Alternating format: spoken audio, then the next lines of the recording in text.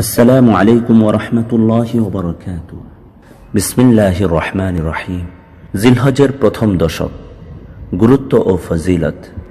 জিলহজ মাস সম্মানিত মাস, আর এই মাসের প্রথম দশক সবিশেষ উল্লেখযোগ্য। পবিত্র কুরআনুল কারীমে আল্লাহ তাআলা কসম করে বলেন, ওয়াল ফাজরি ওয়া লায়ালিন আশর, শপথ ফজরের, শপথ 10 রাত্রি। সূরা ফজর আয়াত 1-2। এখানে 10 রাত্রি দ্বারা জিলহজের প্রথম 10 রাত উদ্দেশ্য।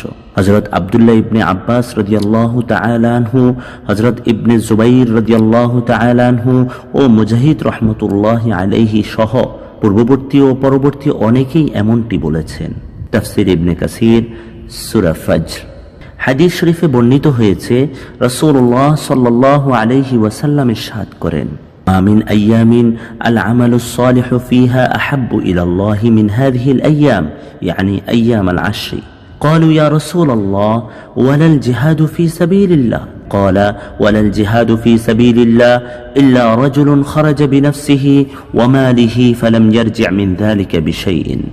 আল্লাহর নিকট জিলহজের 10 দিনের নেক আমলের চেয়ে অধিক প্রিয় অন্য কোনো দিনের আমল নেই।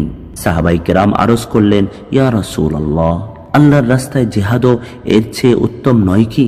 তিনি বললেন, না, আল্লাহর রাস্তায় জিহাদও নয়, তবে হ্যাঁ, সেই ব্যক্তির জিহাদ এর চেয়ে উত্তম যে নিজের জান মাল নিয়ে আল্লাহর রাস্তায় জিহাদের জন্য বের হয়েছে, অতঃপর কোনো কিছু নিয়ে ঘরে ফিরে আসেনি, অর্থাৎ শাহাদাত বরণ করেছে। সুনানে আবু দাউদ, হাদিস নং 2438, সহিহ বুখারী, হাদিস নং 969।